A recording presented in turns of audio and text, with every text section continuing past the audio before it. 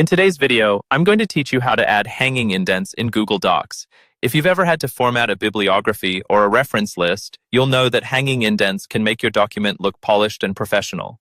They're a common requirement in academic papers and various official documents. But if you're new to using Google Docs, or just unfamiliar with this feature, don't worry. I'm here to guide you through the process step by step. First, let's start by selecting the text you want to work with.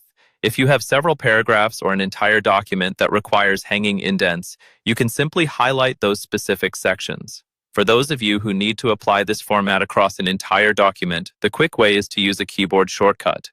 On Windows, you'll press Ctrl and A simultaneously, while on a Mac, you'll press Command and A. This will highlight everything in your document, making it easy to apply changes uniformly.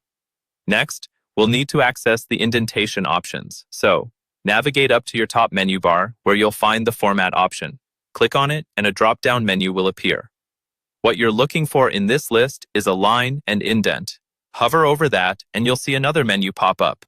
Select Indentation options from there. This is where we'll make the magic happen. Now that you have the Indentation options window open, direct your attention to the section labeled Special Indent. You will see a drop-down menu beside it. Click on this menu and you'll find several indentation styles, but for a hanging indent, you'll choose hanging. This might look a little unfamiliar if you're used to traditional indent styles, but it's a useful way to format specific types of lists or references. The last step is straightforward but crucial: applying the changes. You'll notice a blue Apply button at the bottom right of the Indentation options window. Clicking this will apply your hanging indent to the selected text. Once you click it, you should see the desired change in your document instantly, with the first line sticking out and all subsequent lines indented.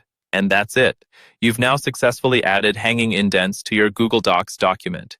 This feature is especially handy when crafting lists that require distinct indentation styles, such as bibliographies or works cited pages. Just remember, whether you're tackling a comprehensive document or working on a small section, these steps will guide you through ensuring your document looks its best. Feel free to practice this a couple of times to make sure you've got it down. Hanging indents might seem like a small detail, but they can make a huge difference in readability and professionalism.